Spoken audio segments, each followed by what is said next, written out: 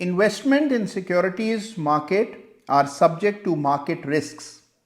Read all the related documents carefully before investing.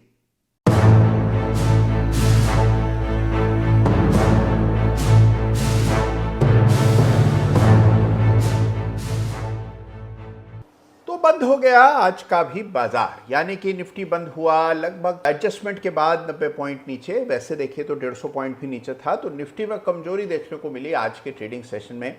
लेकिन इस कमजोरी में बहुत ज़्यादा इसके मतलब नहीं निकालने चाहिए। कुल मिलाकर के देखें तो एक सुस्त बाजार है, बड़ी तेजी आ चुकी है। उसके बाद कुछ समय ले रहा है बाजार अपनी नई चाल तय करने के लिए।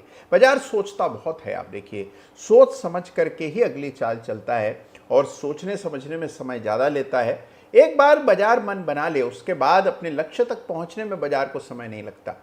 तो बाजार का वो समय चल रहा है जहां निफ्टी पे कुछ खास नहीं हो रहा है, लेकिन स्टॉक्स में आप देखिए जबरदस्त एक्शन है। तो कुल मिलाकर मैं आज के क्लोज से बहुत ज़्यादा निराश नहीं हूं, ठीक ठाक क्लोज हुआ। मेजर लेवल्स के ऊपर निफ्टी बंद हो रहा है, तो यहां से कोई खास ऐसे चिंता की वजह नहीं। लेकिन इसका ये कतई मतलब नहीं है कि बाजार में मौकों की कोई कमी है। मौके तो आप जितना चाहें उतने बाजार में दिखाई पड़ेंगे आपको। देखिए आज का बाजार उठा लें तो जबरदस्त तेजी देखने को मिल रही थी मेटल स्टॉक्स में। एक नज़र निफ्टी मेटल इंडेक्स को जरूर देखिएगा ये वीडियो सुन लेने के बाद। आप देखेंगे निफ्टी मेटल इंडेक्स में नई तेजी, नया मोमेंटम बन रहा है। निफ्टी के जितने भी मेटल स्टॉक्स हैं उनको फोकस में रखिए। जो इंडेक्स के बाहर के मेटल स्टॉक्स हैं उन पर फोकस रखिए। आप देखिए मेटल में सुगबुगाहट है, किसी में सिमेट्रिकल ट्रायंगल है तो किसी में रेजिस्टेंस का ब्रेकआउट है तो किसी में इनवर्स हेड एंड शोल्डर है। तो मेटल स्टॉक्स पर आपका फोकस पूरी तरह से बना होना चाहिए। इसके अलावा देखिए और कहां मौके हैं। मौके मुझे दिखाई पड़ रहे थे कुछ चुनिंदा फार्मा स्टॉक्स में जिनमें बड़े ब्रेकआउट हो रहे थे। मौके दिखाई पड़ रहे थे कुछ ब्रोकरेज स्टॉक्स में जो कि काफी समय से मौन थे, वापस से अब अपनी तेजी की चाल को पकड़ रहे हैं। तो ब्रोकरेज, वेल्थ मैनेजमेंट, एएमसी, इस स्पेस पर भी आपका ध्यान पूरा बना होना चाहिए क्योंकि यहां पर भी एक्शन लौट रहा है। तो कुल मिलाकर बाजार में बहुत से मौके हैं और कई बार हम इन मौकों को ढूंढते हैं चार्ट्स के जरिए। देखिए चार्ट रीडिंग के बारे में एक बहुत इंपॉर्टेंट चीज आपको बताता हूं। तो देखिए चार्ली मुंगर का एक बहुत फेमस डायलॉग है, इन्वर्ट ऑलवेज इन्वर्ट। ये बड़ी काम की चीज है, इसको याद रखिएगा। इन्वर्ट ऑलवेज इन्वर्ट का मतलब है कि हमेशा उलट करके देखना चाहिए, उल्टा करके देखिए। कई प्रॉब्लम्स सीधे सीधे आगे जाकर सॉल्व नहीं होती, इनको पीछे से सॉल्व करना पड़ता है। अब इसका एक आपको एग्जाम्पल देता हूं। देखिए आप चार्ट देख रहे हैं, आपने आरएसआई डाल दिया, मूविंग एवरेज डाल दिया, इंडिकेटर्स डाल दिए, पैटर्न्स देख लिए और आप सोचते हैं कि उससे आपको सही ट्रेड मिल जाएगा। देखिए सबसे पहले आपको वो ट्रेड्स खोजने हैं जहां जबरदस्त मोमेंटम बना हो। जो स्टॉक एक का 5, एक का 10 हो गए हों, उनके चार्ट स्टडी कीजिए। जब उनमें बड़ा मोमेंटम आ रहा था उस समय क्या था चार्ट पर, कैसे वॉल्यूम दिखते थे, चार्ट का पैटर्न कैसा था, किस रेजिस्टेंस के बाद स्टॉक ने बड़ा मोमेंटम दिखाया, जब वो रेजिस्टेंस पार हुई क्या उससे पहले वॉल्यूम हुआ या रेजिस्टेंस टूटने के बाद ज़्यादा बड़ा वॉल्यूम था। इस तरह से जब आप क्रिटिकली एग्जामिन करेंगे, यानी कि आप हर उस क्राइम सीन को रिक्रिएट करेंगे जहां पर के बड़ा मोमेंटम बना है, तो आपको कुछ लक्षण दिखने लगेंगे। जब वो लक्षण आपको किसी वर्तमान के शेयर में दिखाई पड़ेगा अगली बार, तो तुरंत पहचान जाएंगे।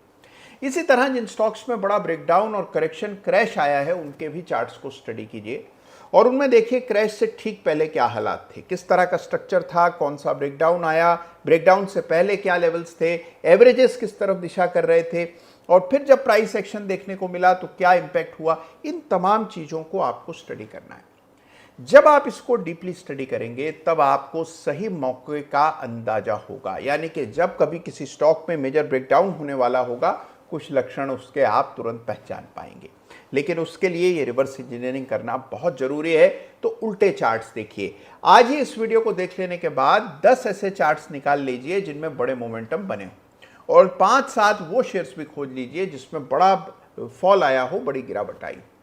और बिल्कुल गिरावट से पहले और बिल्कुल बड़े मोमेंटम से पहले उन चार्ट्स पर क्या बना हुआ था, क्या स्ट्रक्चर था, इसको पहचानने की कोशिश कीजिए। और आप देखेंगे अगर ये एक्टिविटी आप निरंतर करते रहेंगे तो आपके एनालिसिस में एक नया निखार आ जाएगा। देखिए एक चीज आपको बताता हूं, एनालिसिस पूरा काम है, it is a full time activity.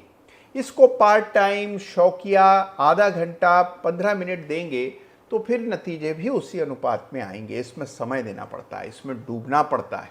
और अगर आप इसको समय देंगे, इसमें डूबेंगे, लगातार चार्ट्स देखते रहेंगे तो ऐसा हो नहीं सकता कि आपको उस तरह के फॉर्मेशंस किसी दूसरे स्टॉक में न देखने को मिले। और जब आप काम ये निरंतर करते रहेंगे तो कोई ना कोई एक ड्रामेटिक बड़ा मूव आप आइडेंटिफाई स्वयं से कर लेंगे। लेकिन उसके लिए जरूरी क्या है? प्रैक्टिस। तो जैसे अक्सर हम सुनते हैं कि भाई फला डॉक्टर है, बहुत प्रैक्टिस चलती है, हज़ारों पेशेंट्स आते हैं, इतने पेशेंट्स देख चुका है कि उसको बहुत तजुर्बा हो गया है, पेशेंट को देखते ही बता देता है कि मर्ज क्या है। ठीक वैसे ही जब आप चार्ट्स रोजाना देखने लगेंगे और बड़े ब्रेकआउट्स को पहले से पहचानने लगेंगे तो ऑटोमेटिकली आपको अंदाजा हो जाएगा कि हाँ, इस चार्ट में होना चाहिए। लेकिन उसके लिए थोड़ी मेहनत करनी पड़ेगी। कल अगर आपको बाजार में सफल होना है तो मेहनत आज से शुरू कीजिए। ये वीडियो देख लेने के बाद 1 घंटा आराम से चार्ट्स देखिए, लिस्ट बनाइए, एक लॉन्ग लिस्ट तैयार कीजिए और उसके बाद बाजार में उतरिए अगले दिन और आप देखेंगे कि बड़ा फर्क आपके एनालिसिस और आपके रिजल्ट्स में आता हुआ दिखेगा। तो बाजार ठीक है, कभी भी किसी भी समय बड़े न्यूज़ फ्लोज आ सकते हैं और जैसे ही न्यूज़ फ्लो आएंगे बाजार एक नई दिशा लेगा। तो इसके लिए तैयार रहना चाहिए, फोकस्ड रहना चाहिए, लेवल्स का ख्याल रखिए, एक एक शेयर को मैप करके चलिए और हाँ, सही सेक्टर में होना बहुत जरूरी है। तो कल भी बाजार में नए मौके आएंगे और उन मौकों पर लगातार हम पैनी नज़र बनाए रखेंगे। अपना ख्याल रखिएगा और जो काम मैंने सौंपा है उसको जरूर करिए।